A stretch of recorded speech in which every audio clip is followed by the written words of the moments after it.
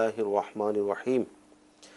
अस्सलातु वस्सलामु अलैका या रसूल अल्लाह व अला आलिका व अस्हाबिका या हबीब अल्लाह। अस्सलातु वस्सलामु अलैका या नबी अल्लाह व अला आलिका व अस्हाबिका या नूर अल्लाह। मीठे मीठे इस्लामी भाइयों और मदनी चैनल के नाज़रीन, सिलसिला दारुल इफ्ताह अहले सुन्नत में एक बार फिर आपको मरहबा कहते हैं। इब्तिदान दुरूद पाक की फजीलत अर्ज़ की जाती है कि फ़रमान मुस्तफ़ा सल्लल्लाहु ताला अलैहि वसल्लम है कि जिसने मुझ पर रोज़े जुमुआ 200 बार दुरूद पाक पढ़ा उसके 200 साल के गुनाह मुआफ़ होंगे। सल्लु अलल हबीब सल्लल्लाहु ताला अला मुहम्मद सल्लल्लाहु अलैहि वसल्लम। मदनी चैनल के नाज़रीन, अल्लाह ताला की रहमत है कि इस सिलसिले की बरकत से हम बहुत कुछ सीखते हैं, हमारे इल्म में इजाफ़ा होता है। आपकी कॉल्स SMS हम शामिल सिलसिला करते हैं। आइए आपकी कॉल्स लेते हैं।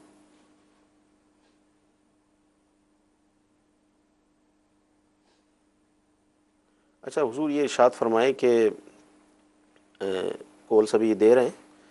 बिलखुसूस नमाज के हवाले से अर्ज़ करूँगा कि एक मसला जो बहुत ज़्यादा मशहूर है आवाम में कि फ़र्ज़ नमाज़ों की तीसरी और चौथी रकत में सूरह फ़ातिहा इसके बाद सूरत मिलाना है, इसमें कन्फ्यूजन रहती है कि ये कोई सजदा साहब लाजिम आ जाता है। इस हवाले से क्या फ़रमाएँगे? अल्हम्दुलिल्लाहि रब्बिल आलमीन वस्सलातु वस्सलामु अला सय्यिदिल अंबिया वल मुरसलीन अम्मा बाद फ़अऊज़ु बिल्लाहि मिनश शैतानिर रजीम बिस्मिल्लाहिर रहमानिर रहीम।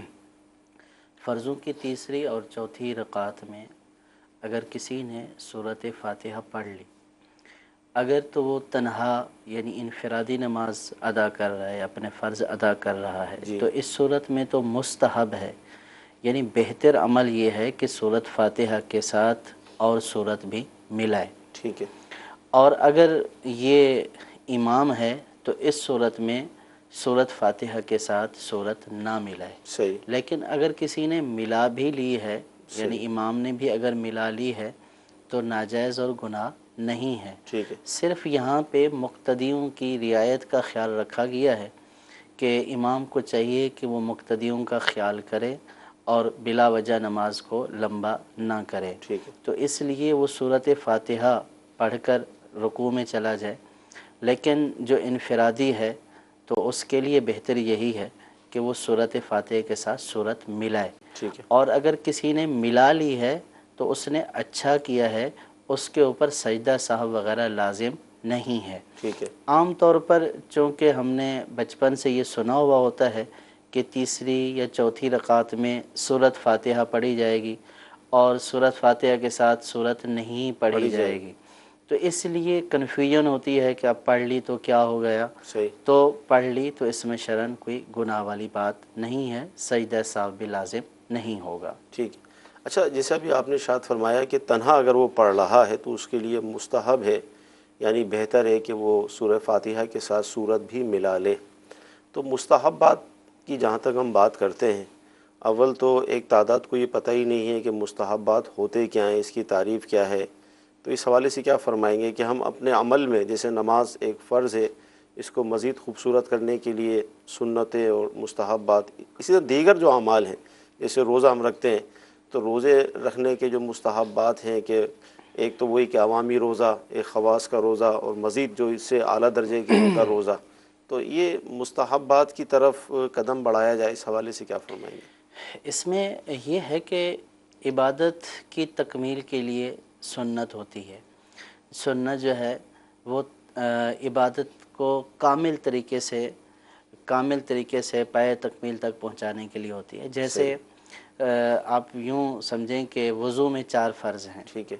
और मुंह का धोना, बाजू कोहनियों समेत धोना, ठीक है। सर का मसा करना, पाँव टखनों समेत धोना, ये तो 4 फ़र्ज़ हैं। ठीक। अगर किसी ने ये 4 फ़र्ज़ पूरे कर लिए तब भी उसका वज़ू मुकम्मल हो गया। ठीक है। लेकिन अब इसमें हुस्न और ख़ूबी ये है ठीक है। कि वो कुल्ली भी करे, सही है। ताकि जो है वो मुंह के अंदर कोई ऐसी चीज़ है तो वो निकल जाए, वो नाक में भी पानी डाले। ठीक है। इसी तरीके से 3-3 बार धोए। अगर किसी ने एक बार भी धो लिया तो फ़र्ज़ मुकम्मल हो गया, लेकिन ये कहा गया कि वो 3-3 बार धोए।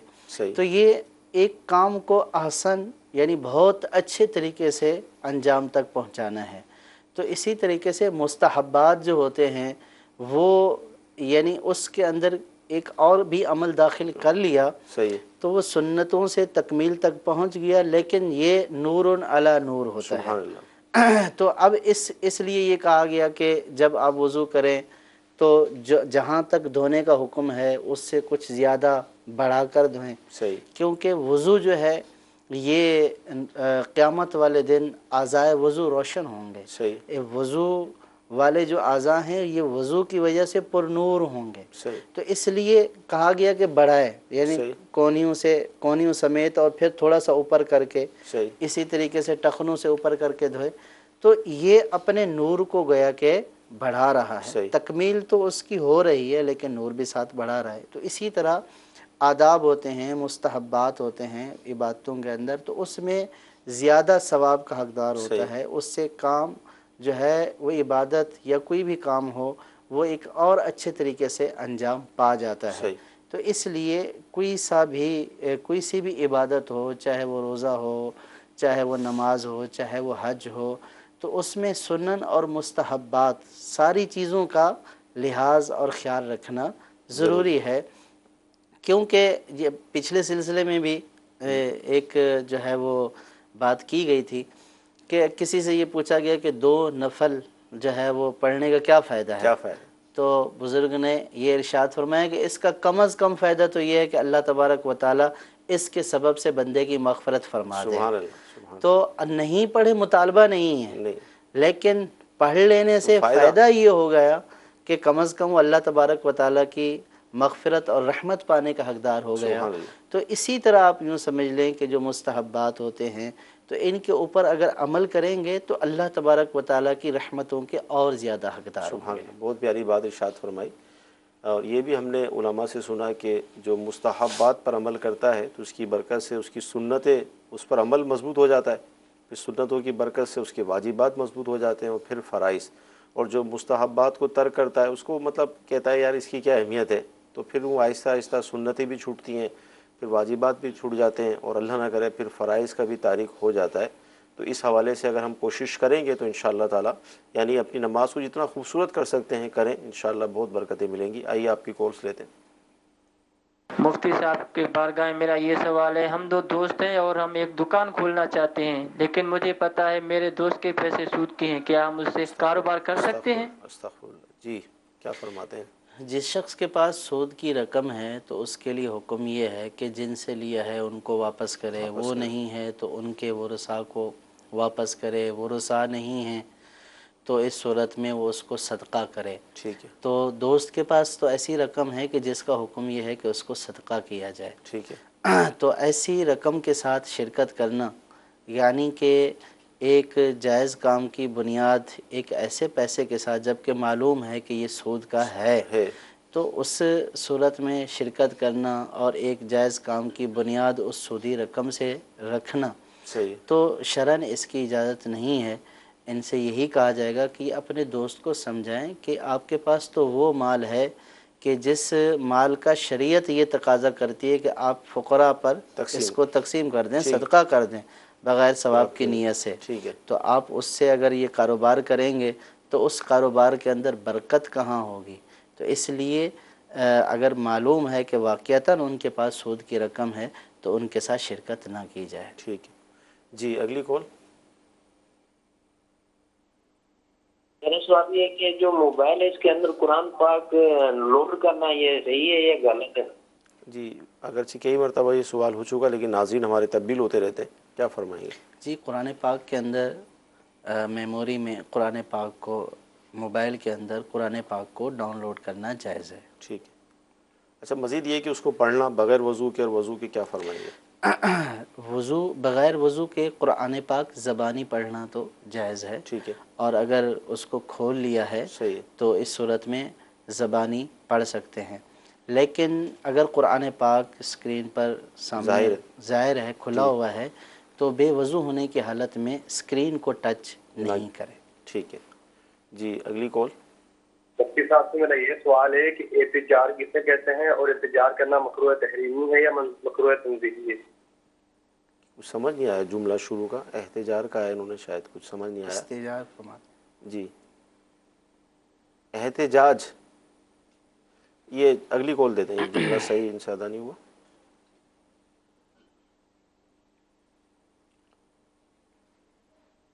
میں مفتی صاحب سے یہ پوچھنا چاہتا ہوں کہ عورت کے چہرے پہ یعنی کہ مردوں کے جیسے بال آتے ہیں یعنی کہ داڑھی کے جیسے، وہ انہیں کاٹنا صحیح ہے یا نہیں؟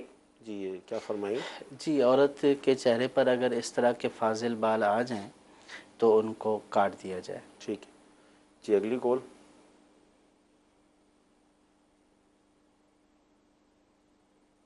حکیم عبدالحفیظ نقشبندی عرض کر رہا ہوں کاموکی سے. سوال یہ ہے کہ آج کل جو لوگ مرغ بیچتے ہیں، مرغی کا گوشت 1 کلو کے حساب سے اور دیتے 900 گرام ہیں، وہ کہ یہ اس کو صاف کر کے تو پھر 900 گرام دیتے ہیں اور پیسے 1 کلو کے لیتے ہیں، اور بعد میں چربی اکٹھی ہو جاتی ہے تو اس کو بیچ دیتے ہیں. کیا یہ صحیح ہے اور وہ صحیح لے رہے ہیں یہ قیمت؟ کیا فرماتے ہیں؟ اس کی مختلف صورتیں مارکیٹوں میں ہیں، کیا فرمائیں گے؟ جی، جب گوشت لیا جاتا ہے تو اس وقت تو وہ کاٹ پیٹ کے دے دیتے ہیں تو وہ وزن کے اعتبار سے پورا ہی ہوتا ہے. صحیح. لیکن ہمارے کہنے کے اوپر ہی وہ اس کو صاف کرتے ہیں. ظاہر ہے اس میں بہت ساری چیزیں ایسی ہوتی ہیں کہ جو کھانے والی نہیں ہوتی ہیں. ٹھیک ہے. تو وہ ان کو جب وہ صاف کرتے ہیں تو وہ چیزیں عام طور پر پھینکنے والی ہوتی ہیں. صحیح. تو اس میں اگر وہ صفائی کے اوپر کم ہو گیا صحیح. تو یہ نہیں کہا جائے گا کہ ہم نے خریدا 1 کلو تھا اور گوشت ہمیں کم ملا. صحیح. تو وہ جتنا آپ نے خریدا تھا تو آپ کی اجازت سے ہی اس کے اندر اس نے چھانٹی کی ہے، اس کو صاف کیا ہے. صحیح. ہاں، جو اس نے چھانٹی کی ہے یا جو اس نے اس کو صاف کیا ہے، جی جی آپ یہ چاہتے ہیں کہ یہ بھئی یہ ہم لے لیں تو ظاہر ہے کہ یہ آپ ہی کا مال ہے تو آپ اس کو لے سکتے ہیں. صحیح. اگر وہ چربی نکال رہا ہے تو آپ اس کو یہ کہہ سکتے ہیں کہ چربی آپ ہمارے گوشت میں ہی ڈال دیں. اور اگر عام طور پر لوگ اس کو پھینک دیتے ہیں صحیح. اور اس کو مانگتے نہیں ہیں، طلب نہیں کرتے ہیں، پھینکنے والی چیز ہے، اب اگر اس کو کوئی اٹھا لیتا ہے تو وہ اس کا مالک ہو جاتا ہے. تو یوں اگر وہ پھینکی ہوئی چیز اٹھا لیتا ہے تو یہ نہیں کہا جائے گا کہ وہ آپ کی چیز استعمال کر رہا ہے، بلکہ آپ نے جو چیز پھینکی تھی اس نے اس کو اٹھا کر استعمال کیا ہے. ٹھیک ہے. ہاں، اگر آپ ایسی چیز ہے کہ جو عرفاً پھینکی نہیں جاتی ہے اور وہ اگر اس کو استعمال کرتا ہے تو پھر شرعاً یہ جائز نہیں ہوگا. بعض اوقات ایسا بھی ہوتا ہے کہ خریدار جو ہوتا ہے سامنے والا وہ اخلاق اور مروت والا ہوتا ہے. تو دکانداروں کو بھی اس بات کا لحاظ رکھنا چاہیے کہ جسم کے وہ اعضاء یا وہ چیزیں نکالنی چاہیے کہ جو عام طور پر لوگ نکلواتے اور پھینکوا دیتے ہیں. اس کے ساتھ گوشت کا مفید حصہ نہیں نکالنا چاہیے کیونکہ اس کی لوگوں کی طرف سے اجازت نہیں ہوتی ہے. جیسے کوئی زندہ مرغی خریدتے ہیں، اب زندہ مرغی کٹواتے ہیں تو اب اس کے بعد جو اس کے پائے ہوتے ہیں وہ عام طور پر پھینک دیتے ہیں، کوئی طلب بھی نہیں کرتا ہے. اسی طرح اگر اس نے جو ہے وہ اس کا جو ہے وہ چمڑا اتارا، کھال جو اس کی ہوتی ہے وہ اتاری، تو وہ عام طور پر لوگ طلب نہیں کرتے، لیکن کھال بھی کھائی جاتی ہے اور اس کے وہ جو پائے ہیں وہ بھی کھائے جاتے ہیں. تو عام طور پر چونکہ لوگ پھینک دیتے ہیں اور اس کو طلب نہیں کرتے ہیں تو اس لیے وہ اس کو جمع کرتے رہتے ہیں اور بعد میں اس کو بیچ دیتے ہیں. کیونکہ 2 پائے تو بکنے والے نہیں ہوتے ہیں تو ان کے پاس جب زیادہ جمع ہو جاتے ہیں تو بیچ دیتے ہیں. لہٰذا اگر آپ یہ نہیں چاہتے ہیں کہ پائے اس کے پاس جائیں یا اس کی کھال اس کے پاس جائے تو آپ اس کو کہہ دیں کہ یہ ہماری چیز ہے، یہ ہمیں دے دیں. اب اس کے باوجود بھی اگر وہ اپنے پاس رکھتا ہے تو اس صورت میں اس کا یہ استعمال کرنا ناجائز ہے اور وہ گناہ گار بھی ہوگا. ٹھیک ہے جی، بہت پیارا ہمیں مفتی صاحب نے جواب عطا فرمایا. اس حوالے سے جو خرید و فروخت ہوتی ہے کہ اس میں جو صورتیں اس وقت رائج ہیں، جو جائز صورتیں، اس طرف آپ نے ارشاد فرمایا. جی اگلی کال لیں گے ہم.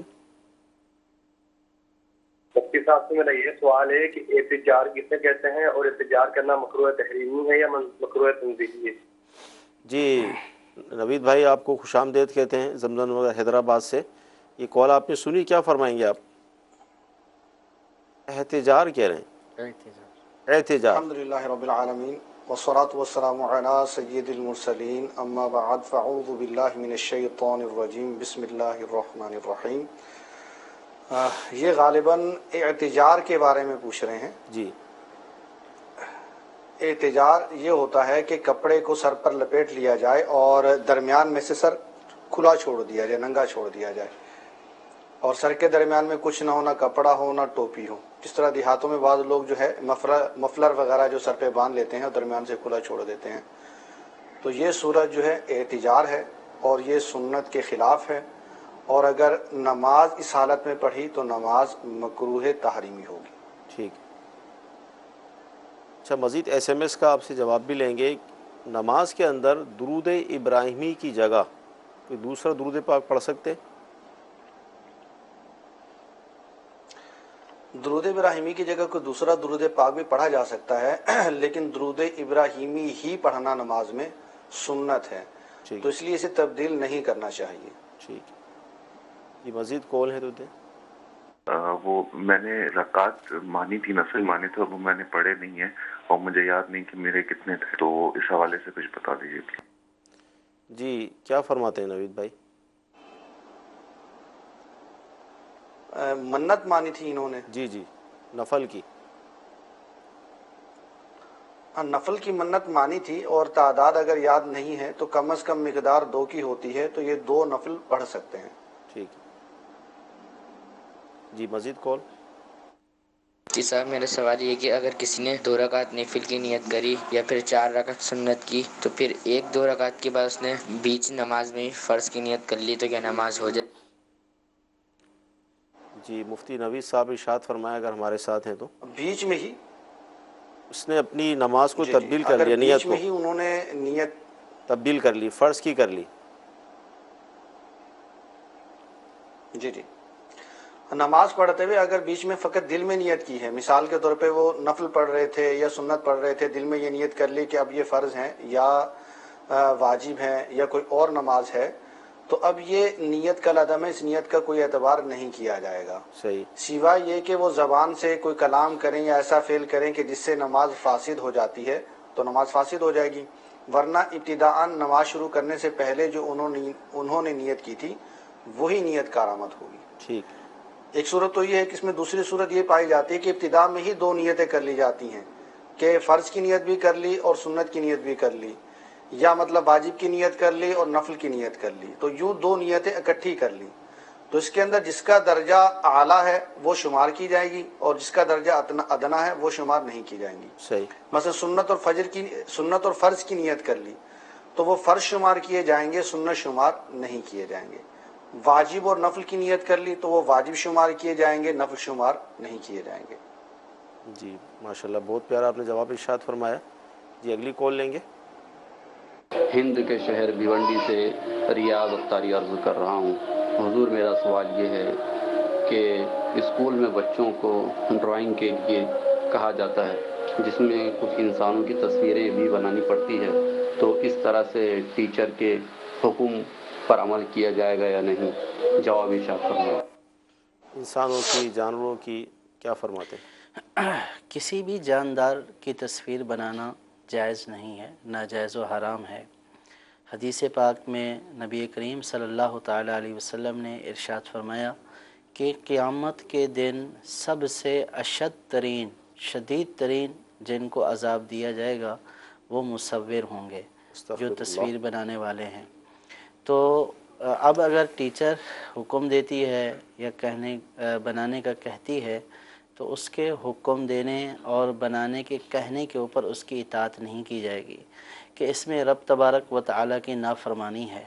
اگر استاد، والدین یا کوئی بھی شخص اللہ تبارک و تعالیٰ کی نافرمانی کرنے کا حکم دے تو اس صورت میں اس کی اطاعت نہیں کی جائے گی، اس کا حکم نہیں مانا جائے گا، کیونکہ اس کا حکم ماننے میں اللہ تبارک و تعالیٰ کی نافرمانی ہو رہی ہے. ٹھیک ہے. احادیث میں یہاں تک بھی آیا کہ نبی کریم صلی اللہ تعالیٰ علیہ وسلم ایک مرتبہ گھر میں داخل ہوئے تو حضرت عائشہ صدیقہ رضی اللہ تعالیٰ عنہ نے ایک تصویر والا جو ہے وہ کپڑا خریدا تھا، اس کے اوپر جانداروں کی تصویریں تھیں. ٹھیک ہے. اور اس کا تقیہ بنایا ہوا تھا یا اس کو پردہ کے طور پر لٹکایا ہوا تھا. تو سرکار صلی اللہ تعالیٰ علیہ وسلم جب گھر میں داخل ہوئے اور آپ کی نظر اس کپڑے پر پڑی تو سرکار صلی اللہ تعالیٰ علیہ وسلم شدید غضبناک ہوئے، حضرت عائشہ صدیقہ رضی اللہ تعالی عنہا سرکار صلی اللہ تعالی علیہ وسلم کے اس غصے کو دیکھ کر گھبرا گئی کہ سرکار صلی اللہ تعالی علیہ وسلم کس بات کے اوپر ناراضگی کا اظہار فرما رہے. عرض کی یا رسول اللہ صلی اللہ تعالی علیہ وسلم کیا ہوا؟ تو نبی کریم صلی اللہ تعالی علیہ وسلم نے ارشاد فرمایا کہ بروز قیامت جس کو سب سے زیادہ عذاب دیا جائے گا وہ مصور ہوں گے. تو سرکار صلی اللہ تعالی علیہ وسلم نے وہ تصویر دیکھی تھی، اس تصویر کی وجہ سے سرکار صلی اللہ تعالی علیہ وسلم نے غضب فرمایا. تو آپ اندازہ کیجئے کہ کسی جاندار کی تصویر بنانا یہ کس قدر اللہ اور اس کے رسول کی نافرمانی ہے کہ اللہ کے رسول صلی اللہ تعالی علیہ وسلم نے اس فعل کے اوپر شدید غصہ فرمایا. اور علماء نے اس کی ممانعت کی وجہ یہ بھی بیان فرمائی ہے کہ یہ اللہ تبارک و تعالیٰ کی تخلیق سے مشابہت ہے. ٹھیک ہے، تو اس وجہ سے بھی یہ ناجائز ہے. ٹھیک ہے، اور جو اللہ تبارک و تعالیٰ کی تخلیق کے مشابہ جو چیز بنائے گا تو پھر بروز قیامت اللہ تبارک و تعالیٰ اس کو عذاب دے گا. تو اس لیے تصویر کسی بھی جاندار کی تصویر، یہ جاندار کی تصویر کے متعلق عرض کیا جا رہا ہے، تو جاندار کی تصویر بنانا ناجائز و حرام ہے. کوئی بھی اس کا حکم دے تو اس کی اطاعت نہیں کی جائے گی. ہاں ضرورت کے مواقع اس سے جدا ہیں، جیسے بعض اوقات تصویر کسی ضروری کام کے لیے جو ہے وہ کھنچوائی جاتی ہے، آئی ڈی کارڈ میں لگانی ہے یا NIC وہ شناختی کارڈ میں لگانی ہے، تو ایسے مواقع اس کا استثناء کیا ہے. اس کے علاوہ دیگر جو مواقع ہیں ان کے لیے بنانا جائز نہیں. ہمارے گھروں کے اندر جو کھلونے ہوتے ہیں بچے جن سے کھیلتے ہیں، اب بچے ان سے کھیل بھی رہے ہیں، بعض قیمتی ہوتے ہیں جن کو شو کیس میں مطلب باقاعدہ رکھا جاتا ہے، اہتمام کیا جاتا ہے، تو اب یہاں کیا حکم لگے گا؟ بچوں کے کھلونے بنانا اور بچوں کا ان سے کھیلنا جائز ہے. ٹھیک ہے، لیکن کھلونوں کو یا اس طرح کی جو جانداروں کی جو اس طرح کی چیزیں ہوتی ہیں ان کو سجا کر رکھنا شو پیس کے طور پر یہ جائز نہیں. صحیح. جی مدی شہر کے ناظرین ایک اور کال لیں گے ہم.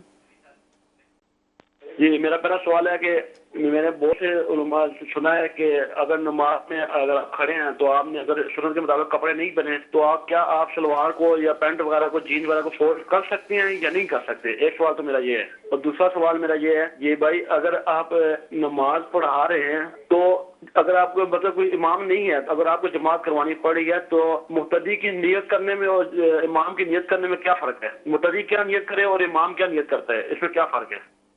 جی نوید بھائی کیا ارشاد فرمائیں گے؟ ایک تو کپڑوں کے حوالے سے، دوسرا سوال امامت کے حوالے سے. بسم اللہ الرحمن الرحیم. کپڑے تو سنت کے مطابق ہی پہننے چاہیے کہ پینٹ ہے یا شلوار ہے یا پاجامہ ہے.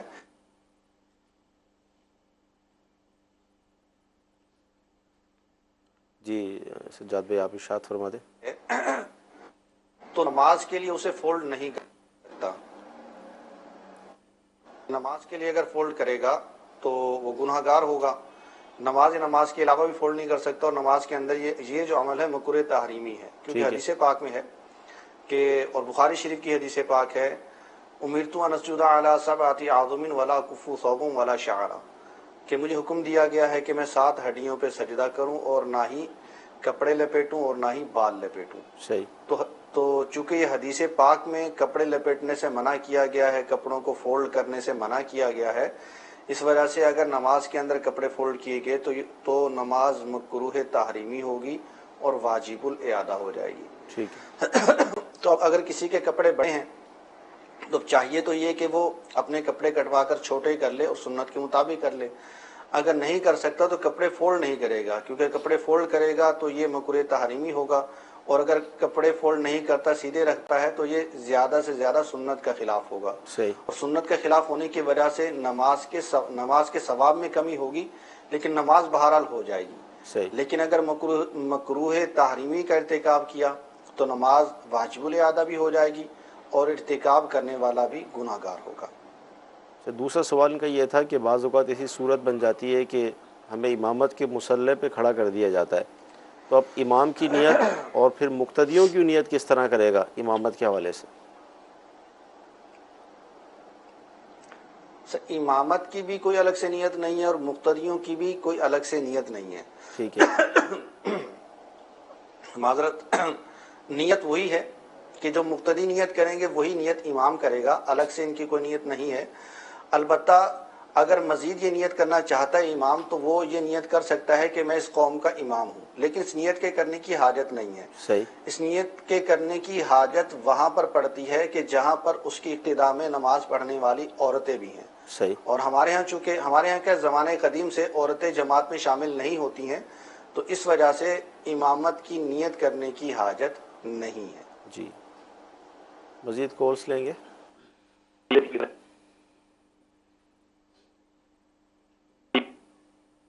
मेरी वालदा जो हैं वो उनकी टांग में फ्रैक्चर है, तो वो जो है वो किबले को पीट करके बैठती हैं अदब के लिए ना, ताकि उनका जो है वो ना हो। लेकिन नमाज के लिए फिर उनको जो है ना वो जाहिर सी बात है शराइत में से नमाज किबले की तरफ मुंह करना होगा। तो अब वो क्या करें, उनको जब यूँ मुंह चेंज करती हैं वो किबले की तरफ आने के लिए नमाज के लिए, तो टांग में तकलीफ होती है, दर्द होता है। तो अब क्या करें, नमाज का जो शर्त है वो उसको तर्क करने की इजाज़त है ऐसी सूरत में, ये मसला बता दीजिए। जी, क्या फरमाएंगे साहब? जी, नमाज को तर्क करना, नमाज की शर्त को तर्क करना तो जायज़ नहीं है। नमाज की शर्त नहीं होगी तो नमाज असलन होगी ही नहीं। ठीक है। और अगर नमाज की हालत में वो किबला की तरफ पाँव करती हैं तो ये बेअदबी नहीं है। सही। बेअदबी उस सूरत में है कि जानबूझकर किबला की तरफ जो है वो कोई इस तरह टांग करे, और अगर किसी को उज़्र है और इस उज़्र की हालत में उसने नमाज अदा करनी और नमाज अदा करना भी फ़र्ज़ है, तो इस सूरत में यहाँ बेअदबी वाला पहलू नहीं है। वो बिल्कुल किबला शरीफ की तरफ टांग करके नमाज अदा कर सकती हैं। लेकिन अगर वो ये चाहें कि किबला से अपना रुख फेर लें तो फिर इस सूरत में नमाज असलन होगी ही नहीं। सही। जी, अगली कॉल। हज़रत, मेरा ये सवाल है कि जो एक जगह अगर मस्जिद के लिए दे दी गई है, लेकिन बाद में प्रोग्राम कैंसिल हो गया, दूसरी जगह अगर वो मस्जिद बनाने के लिए अगर जगह मुहैया हो गई, जहाँ खर्चा भी कम है, तो वहाँ अगर मस्जिद बना लें तो पहले जहाँ कटिंग हुई है मस्जिद की तो वो अपने इस्तेमाल में ला सकता है बंदा, या फिर वो मस्जिद के नाम पे ही रहेगी? प्लीज़ इसका ज़रा तफसीलन जवाब दे दीजिएगा। अस्सलाम वालेकुम वरहमतुल्लाह। वालेकुम अस्सलाम वरहमतुल्लाहि वबरकातुहू। इस क्या फरमाएंगे कि जगह जो ली ये क्या इसको हम तब्दील कर सकते हैं? इसमें दो सूरतें हैं। एक सूरत तो ये है कि अगर किसी शख्स की जगह थी, ठीक है, और इरादा था कि यहाँ पे मस्जिद बनाएंगे। सही। बाज़ औक़ात होती है किसी की वसी ज़मीन है, उसका इरादा होता है कि ये प्लाट, ये जगह, इसके ऊपर मैं मस्जिद बनाऊंगा। तो इस इरादा करने से वो जगह मस्जिद नहीं हो जाती है और ना ही मस्जिद के लिए वक्फ़ हो जाती है। ये एक अच्छी नीयत है, एक अच्छा इरादा है। अल्लाह तबारक व तआला मौका दे तो इसको पाए तकमील तक पहुंचाना चाहिए। ठीक है। अब अगर बाद में जहन तब्दील हो गया कि यहाँ पे बनाना मुनासिब नहीं है, किसी दूसरी जगह पर बनाएं, तो ये जगह चूँकि मस्जिद के लिए वक्फ़ हुई नहीं है, तो इसलिए इस जगह को बेचकर या इस जगह को छोड़कर किसी दूसरी जगह पर भी मस्जिद बनाई जा सकती है। सही। और दूसरी सूरत यह है कि अगर मस्जिद के लिए जगह वक्फ़ कर दी गई, सही, तो मस्जिद के लिए जगह वक्फ़ कर देने की सूरत में फिर इसको तर्क कर देना या इसको बेचना ये जायज़ नहीं है। सही। तो इसलिए उसको मस्जिद ही किया जाएगा। हाँ, बाज़ सूरतें ऐसी हैं कि जिसमें तब्दीली की जा सकती है, लेकिन वो इंतहाई सूरतें हैं। ठीक है। और इसके लिए उलमा से पूछना ज़रूरी है। लेकिन अगर मस्जिद बन चुकी है, नमाजें भी हो चुकी हैं, तो फिर किसी सूरत में वो जगह तब्दील नहीं हो सकती है। ये तो ये इस सूरत में थी दो सूरतें कि जब अपनी जगह थी। सही। दूसरी सूरत ये होती है कि लोगों से अतियात किए हैं। सही। और जगह ले ली है। सही। लेकिन अभी इसके ऊपर मस्जिद बनाई नहीं है। ठीक है। तो अब ये इरादा हो गया कि यहाँ नहीं किसी दूसरी जगह पर बना लेते हैं। सही। तो अब अगर इसको वक्फ बाकायदा नहीं किया है, तो ये जगह चंदा देने वालों की मिल्क पर बाकी है, क्योंकि उन्हीं की रकम से ख़रीदी गई है और अभी इसको वक्फ नहीं किया है, तो इसलिए उनकी मिल्क पर बाकी है।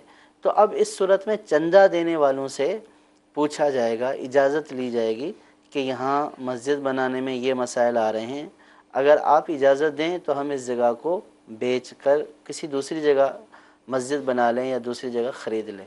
اگر چندہ دینے والوں کی طرف سے اجازت ہو جاتی ہے تو پھر اس صورت میں اس جگہ کو بھی بیچا جا سکتا ہے. ٹھیک ہے. لیکن یہ یاد رہے کہ اس صورت میں ہے کہ ابھی اس کو مسجد کیا نہیں تھا، اور اگر اس جگہ کو مسجد کر دیا گیا تو پھر چندہ دینے والے بھی اگر اجازت دیں تو اس کو نہ تبدیل کیا جا سکتا ہے نہ بیچا جا سکتا ہے. اچھا، یہاں پر میں جیسے ایک احتیاطی پہلو کے حوالے سے آپ سے پوچھوں گا.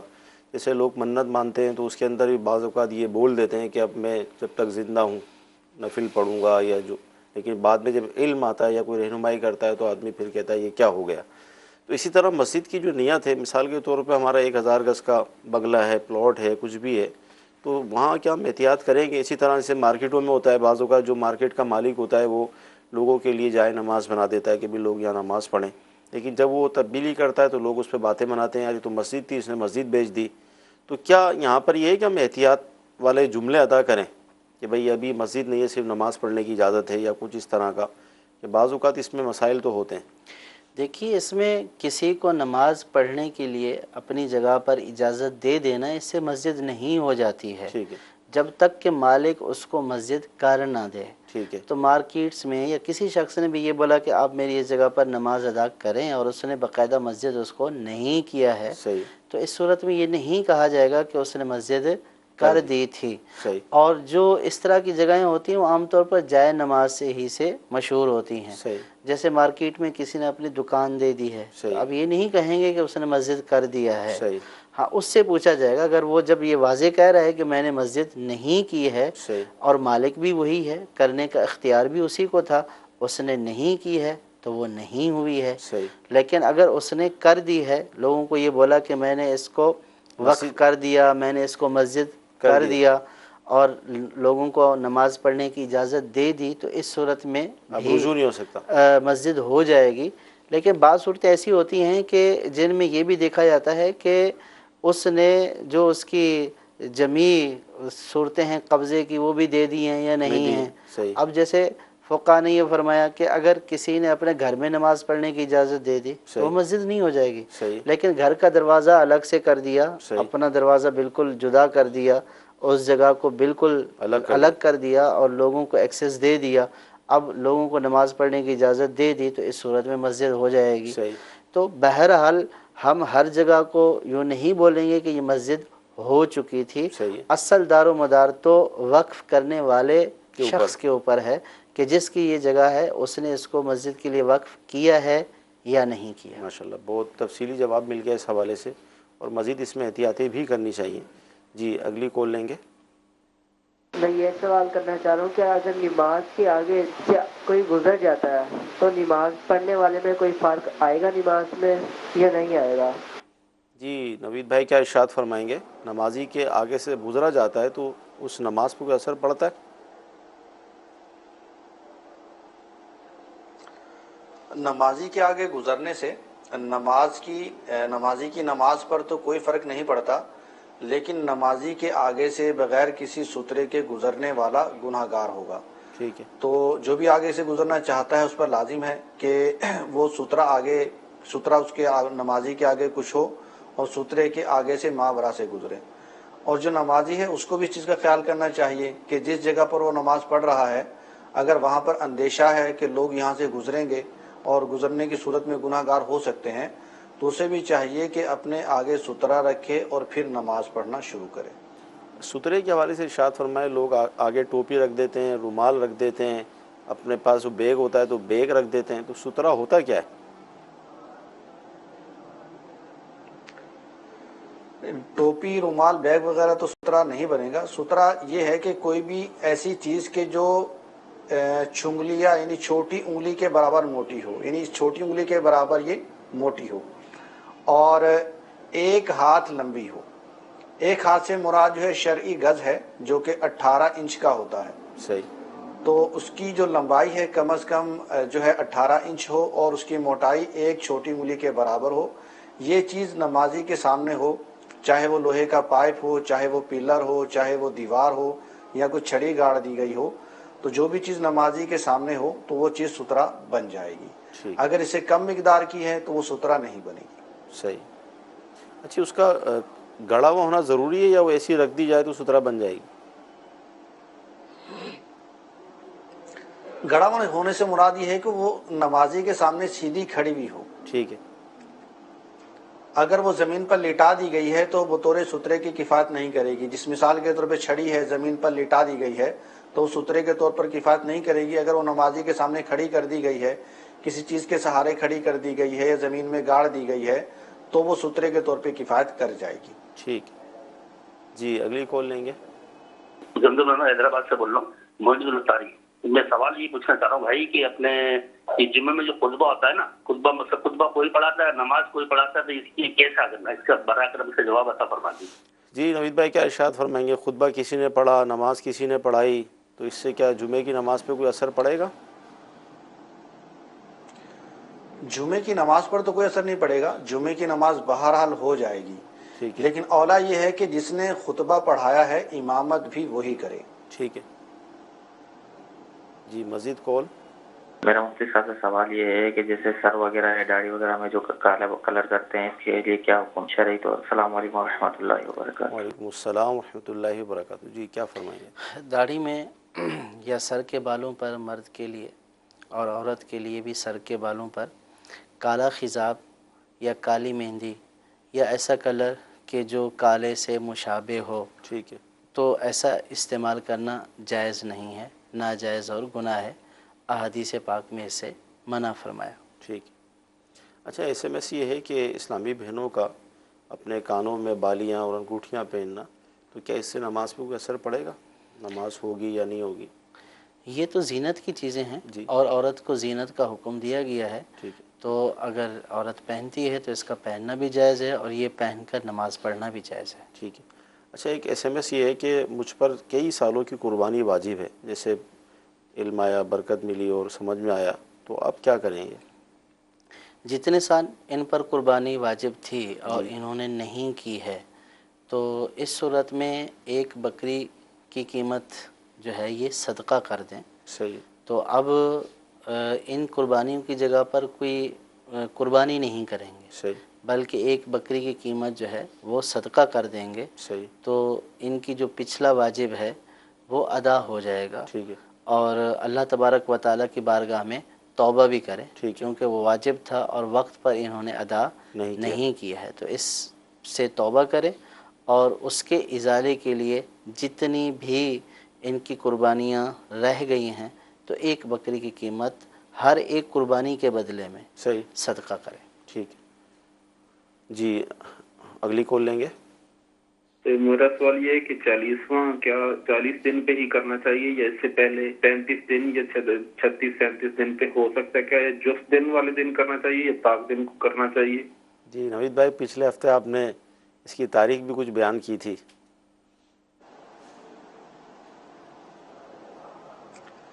जी, 40वें के लिए 40वां होना जरूरी, 40वां दिन होना जरूरी नहीं है जी। ये 40वें दिन से पहले भी किया जा सकता है और 40वें दिन के बाद भी किया जा सकता है। असले मकसूद मरहूम को, मरने वाले को सवाब पहुंचाना है, उसके लिए दिन की तखसीस ज़रूरी नहीं है। ठीक है। अच्छा, इसमें जुफ्त और ताक अदद का तो कोई मामला नहीं है? आवाम जो है वो इसका जुफ्त और ताक का ख्याल रखते हैं कि इसको जो है इतनी जुमेरातें दरमियान में नहीं आनी चाहिए और जो ताक अदद नहीं आना चाहिए, जुफ्त नहीं आना चाहिए। तो ये मुख्तलिफ अक़वाम के मुख्तलिफ रिवाज हैं। सही। तो अब ये है कि जब तक उन रिवाज को वो वाजिब नहीं जानते या वो उनके रिवाज शरीयत से नहीं टकराते तो अमल करने में कोई हर्ज नहीं है। अगर इन चीज़ों को वाजिब जानेंगे तो ये एक अहकाम शरा में इजाफा कर देंगे और ये बताते खुद बिदअत हो जाएगा और नाजायज़ हो जाएगा। और यूं ही वो उनका जो रिवाज है शरीयत से नहीं टकराता तो भी उसमें कोई हर्ज नहीं है, टकराता है तो उसे लामहला मना किया जाएगा। माशाअल्लाह नवीद भाई, आपका बहुत बहुत शुक्रिया। हैदराबाद से आपने हमारे सिलसिले में शिरकत की। अल्लाह ताला आपके इल्म उमर में मज़ीद बरकत अता फरमाए। जी कॉल दें। मेरा मुफ्ती साहब की बारगाह में ये सवाल अर्ज़ है कि बॉल पेन का जो स्याही जो होता है वो हाथ में लगने से नमाज हो जाएगी? जी क्या फरमाते हैं? जी, बॉल पेन का स्याही लगने से नमाज हो जाएगी। ये स्याही ऐसी नहीं होती है कि जिससे जिरम यानी उसकी तह जम जाए, ऐसा नहीं होता है। تو لہٰذا اگر یہ لگی ہوئی ہے تو نماز ہو جائے گی۔ مدنی چینل کے ناظرین، سلسلہ ہوا اور بہت کچھ سیکھنے کو ملا۔ اللہ تعالیٰ کی بارگاہ میں دعا کرتے ہیں کہ اللہ تعالیٰ آج کا ہمارا سلسلہ اپنی بارگاہ میں قبول فرمائے، جو سنا ہے جو سیکھا ہے اس پر عمل کرنے کی توفیق عطا فرمائے۔ آج جمعرات ہے، اجتماع میں شرکت کی بھی نیت کر لیجئے۔ صلو علی الحبیب صلی اللہ تعالی علی محمد۔